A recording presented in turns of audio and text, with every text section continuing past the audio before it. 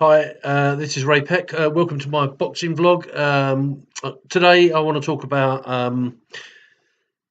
Tyson Fury and his deal that he's just signed with ESPN. 80 million reasons why he should be very happy, but perhaps not so many reasons why us, the general public, and the boxing enthusiasts should be so happy.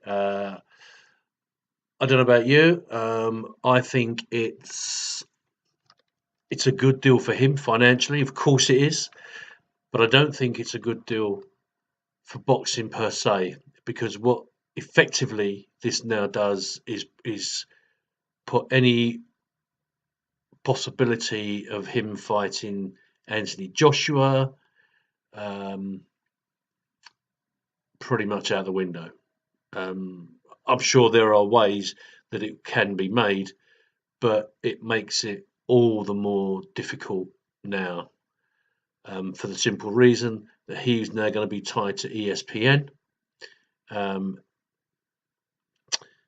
and, you know, AJ's tied to other people. You got Dillian White on, he's already a pay per view king, isn't he? Um, so it's going to be an issue now.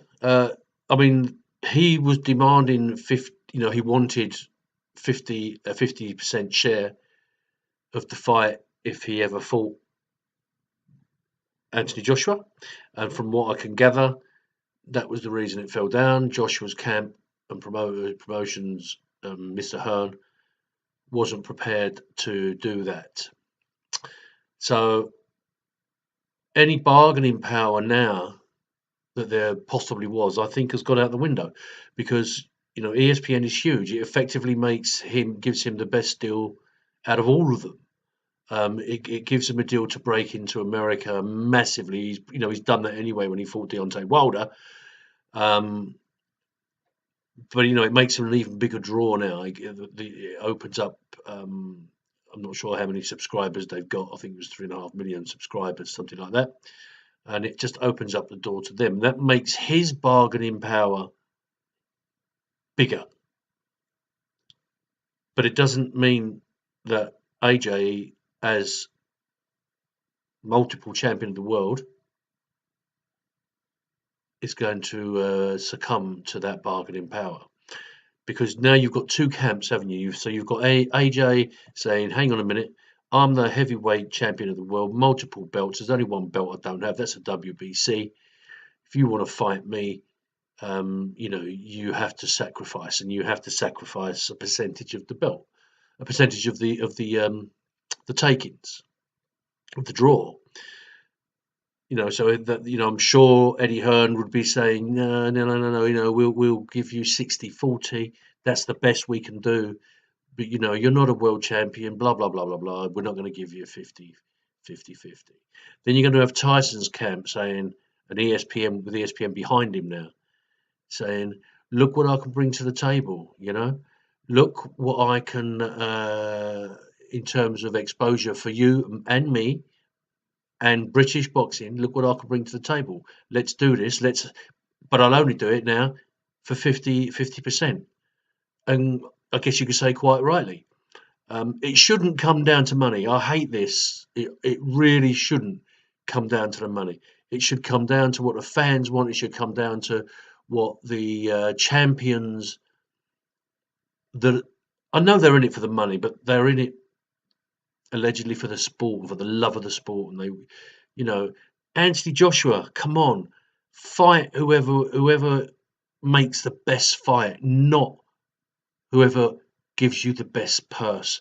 I understand you've got bills to pay, and I understand you've got now a standard of living to uphold. Remember where you came from, and remember that us fans were never going to get to the heavy heights where you are financially. You're financially secure no matter what happens now, unless you're an absolute fool, and I'm sure you're not. So, what odds does it now make to you to, it's just zeros on a checkbook, isn't it? When you look at your bank account now, I'm sure that you know, it's irrelevant really. It's just greed and making yourself richer, because the general public know, boxing experts know. If you speak to boxing experts, I've been looking at YouTube today and on the TV on Sky and listening to TalkSport, and you know, they'll all tell you that the number one contender is Tyson Fury. He's the number one contender. Whether he's ranked number one, whether he's you know, even if he held half the belts, you know, even if he held a couple of the belts, it's irrelevant. It's the people's opinion, and the people's opinion at the moment in the UK certainly, I think, put AJ as Fury as number one. You know, you could argue he calls himself the lineal champion. This lineal champion thing has been bandied around for some time now. You know, the man who beat the man who beat the man, as I saw the press conference, I think the other day with Mr. Warren. I don't really buy into that, but he's certainly the people's choice now. The people, the fight aficionados, want this fight. They want Tyson Fury versus Anthony Joshua to settle it once and for all. Who is the best out of you two, and who is the rightful champion? I don't know the answer to that, and no one will know now until they ever step into the ring. I can't see it happening now for some time. I'm not saying it won't happen, because any fight, if there's enough demand for it and enough will of both parties and of both camps, they can make these things happen. You've now got the added negotiating pressure of ESPN versus I can't think what AJ's who he's tied to, and that makes it now very difficult, because you know one will want it, and you know whoever they're going to want exclusivity, you know, and it just makes everything so hard. So all I'm really saying is, come on, guys, Eddie Hearn, Frank Warren,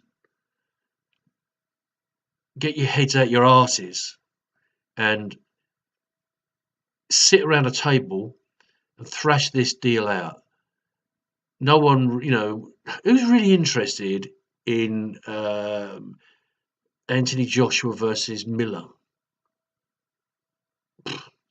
You know, I saw the circus of a press conference.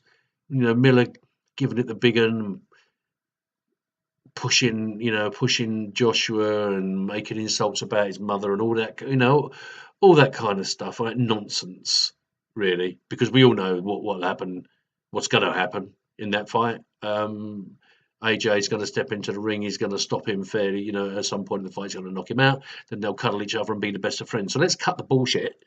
Yeah. And AJ, let's give people the fight they want. And the fight they want is Anthony Joshua versus Tyson Fury. Whoever wins that can rightfully call themselves the champion of the world, not the lineal champion of the world, but the champion of the world. And they will then have the right to pick who they want, whether it's Deontay Wilder, whether it's Dillian Whyte, or whoever. You've got people coming through there. You've got Daniel Dubois. I've banged on about him before. If you look at my previous videos going way back, you know, he's a prospect, and you know, you heard it here first. He's going to be heavyweight champion of the world. I've said it before, and I'll say it again. Daniel Dubois will be heavyweight champion of the world at some point, guaranteed. Put your money on it. Have a bet now. So that's really all I've got to say. I'm a little bit peeved with the way it's all gone on. I understand that both fighters, all fighters, and all professions, you know, whatever you do in your daily life, people, you have to strike the best deal for you financially.